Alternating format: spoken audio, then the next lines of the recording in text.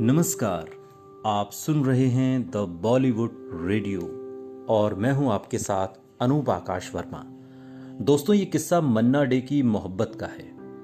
एक दिन मन्ना डे और उनके दोस्तों ने रविंद्रनाथ टैगोर जयंती मनाने का फैसला किया। मन्ना डे के दोस्तों ने जयंती समारोह की पूरी जिम्मेदारी उन पर सौंप दी थी। जब वो समारोह की तैयारियों में लगे थे, उसी दौरान उनकी मुलाकात एक लड़की से हुई। ये लड़की थी सुलोचना कुमारन। केरल में जन्मी सुलोचना का पालन पोषण सब मुंबई में हुआ था। जैसे ही सुलोचना को मन्ना डे ने देखा, वो पहली नजर में ही उन पर अपना दिल हार बैठे थे। दोनों ने आपस में बातचीत की। ये बातचीत मुलाकात में बदली और फिर दोनों एक दूसरे से इस कदर प्यार करने लगे थे कि बिछड़ने का ख्याल भी मानो उनकी जान निकाल देता था। फिल्म इंडस्ट्री में दोनों के रिश्ते को देखकर कहा जाता था कि अब तो मौत ही दोनों को एक दूसरे से जुदा कर सकती है। सुलोचना कुमारन को मन्ना डे प्यार से सुलू बुलाया करते थे। वो अपनी सुलू से इतनी मोहब्बत करते थे कि उनके बिना उनका कोई काम तक नहीं होता था। अपने इस रिश्ते को मन्ना डे नाम देना चाहते थे, यानी कि वो सुलोचना से शादी करने का मन बनाए बैठे थे। अन्नू कपूर ने अपने एक शो में बताया था कि मन्ना डे अब उनके सामने चूंकि ये परेशानी थी कि वो बिना परिवार की इजाज़त के सुलोचना से शादी भी नहीं कर सकते थे, इसलिए वो परिवार से इजाज़त लेने के लिए सीधा मुंबई से कोलकाता पहुंचे। यहाँ उन्होंने अपने और सुलोचना के रिश्ते की बात पिताजी पूर्णचंद्र डे और माँ महामाया और चाचा कृष्णा चंद्र डे के सामने रखी। मन्ना डे के चाचा केसीए नामी संगीतकार थे। मन्ना डे ने अपने शुरुआती दिनों में संगीत की शिक्षा अपने चाचा से ही ली थी।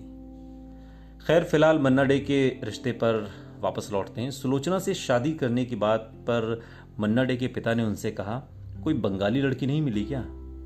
पिता की इस बात पर मन्ना डे ने पलट कर जवाब दिया, क्या बंगाली बंगाली करते रहते हैं? वो किसी बंगाली से कम नहीं है। वो बहुत ही बेहतरीन रविंद्र संगीत गाती है।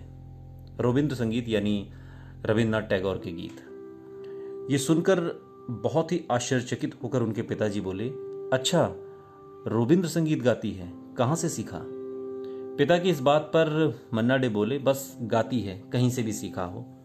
बस वो लड़की मुझे पसंद है, उनको मैं पसंद करता हूं और आप क्यों बीच में परेशानी बन रहे हैं? काफी देर तक पिता और पुत्र के बीच इस शादी को लेकर बहस चलती रही। पिताजी नहीं माने तो मन्ना डे की माँ यानी महामाया ने इस बातचीत में दखल दिया। उन्होंने मन्ना डे से कहा, जा, ये तेरी शादी है, तेरे पिता की नहीं है, जा, मेरा आशीर्वाद तेरे साथ है।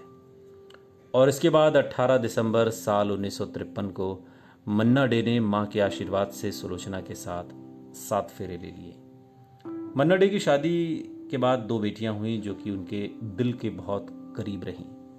शादी से पहले तो वो सुलोचना पर निर्भर थे ही, लेकिन शादी के बाद भी छोटी से छोटी चीज़ों के लिए भी वो केवल अपनी सुलू को पुकारा करते थे। उन्होंने हर चीज़ की जिम्मेदारी अपनी पत्नी को सौंप दी थी। मन्ना डे ने उन्हें अपनी प्रेरणा माना था और कोई भी स्थिति परिस्थिति इस कपल को एक दूसरे से जुदा नहीं कर पाई। केवल एक मौत ही ऐसा जरिया बनी जिसने मन्ना डे से उनकी जोहरा जबी को छीन लिया था। 2012 में सुलोचना ने मन्ना डे का साथ छोड़ दिया और फिर 1 साल बाद यानी साल 2013 में मन्ना डे भी दुनिया को अलविदा कह गए। सुनते रहिए द बॉलीवुड रेडियो, सुनता है सारा इंडिया।